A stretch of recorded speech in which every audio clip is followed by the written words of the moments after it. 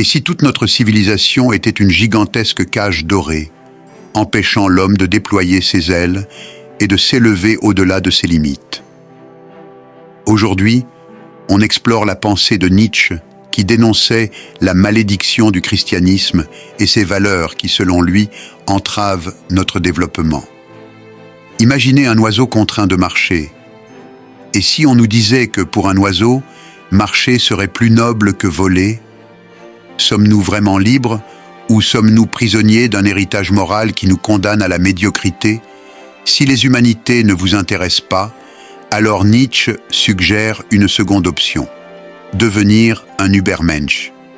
L'Übermensch est un surhumain qui crée sa propre signification et ses valeurs sans référence à des influences extérieures.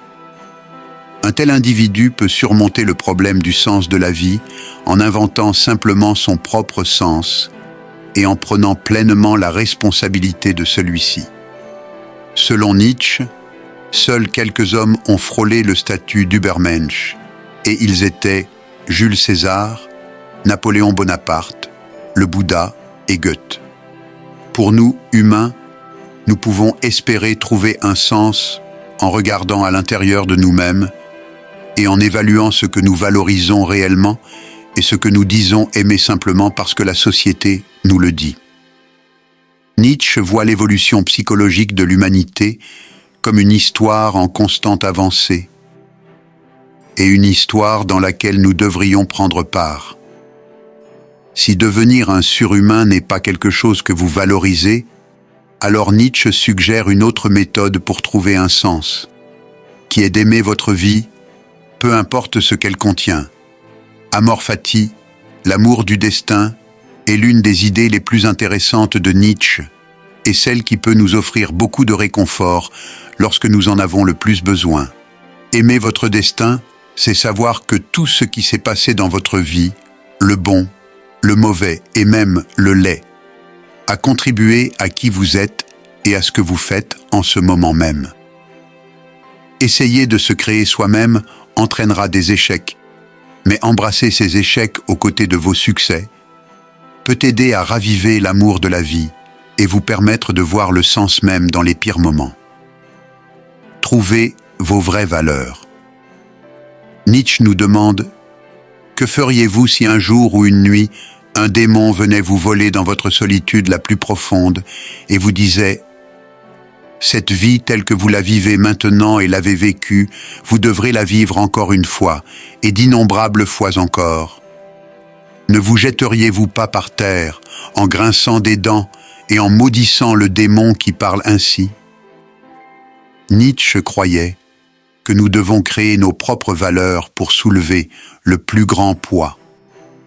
Le plus grand poids est une situation métaphorique proposée par Nietzsche qui représente le sentiment qui vous écrase à répéter des erreurs passées à cause des valeurs non évaluées que vous adoptez de votre troupeau. L'objectif de ce concept est de vous amener à vous demander: ce que vous faites est-il vraiment significatif ou agissez-vous simplement selon ce que votre troupeau pense être juste? Si vous pensez que les choses que vous faites valent la peine d'être répétées éternellement, que vous pouvez être sûr d'être pleinement individué, vous aurez assez de courage et de force pour soulever le plus grand poids. Si vous ne pensez pas que la façon dont vous avez vécu mérite d'être répétée inlassablement, il y a de fortes chances que vous n'ayez pas formé vos propres valeurs et que vous soyez encore esclave de votre société et, pire encore, de vous-même. Si vous vous retrouvez à répéter les mêmes erreurs que vous avez toujours faites et que vous vous sentez écrasé, il y a de fortes chances que vous n'ayez pas réévalué les morales imposées par votre troupeau. Ainsi, vous n'êtes pas encore un individu pleinement développé. Une fois que vous aurez réévalué votre paysage moral, seulement alors le plus grand poids pourra être soulevé. Combien de fois vous êtes-vous retrouvé à fermer les yeux sur quelqu'un qui vous manipulait, simplement parce que vous ne vouliez pas confronter cette personne?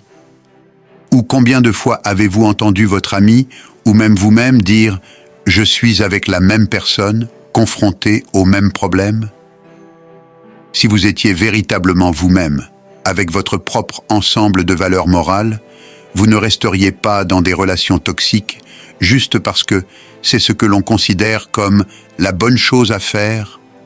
Vous sauriez que c'est simplement vous qui essayez d'être une bonne personne selon les standards de la société, et cela ne vaut pas la peine.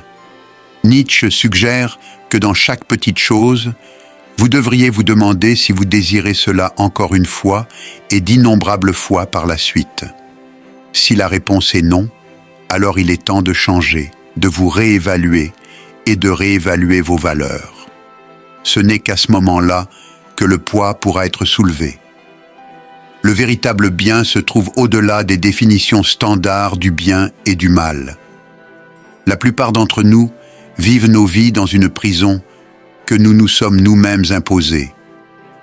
Nos cellules de prison sont blandement prédéterminées par des croyances sociales qui captivent la sauvagerie et l'individualisme de l'esprit humain.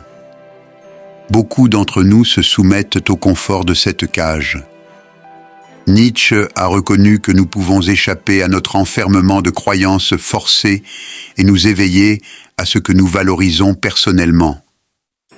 Pour se libérer et créer ses propres valeurs et son propre sens dans la vie, il faut subir cette transformation.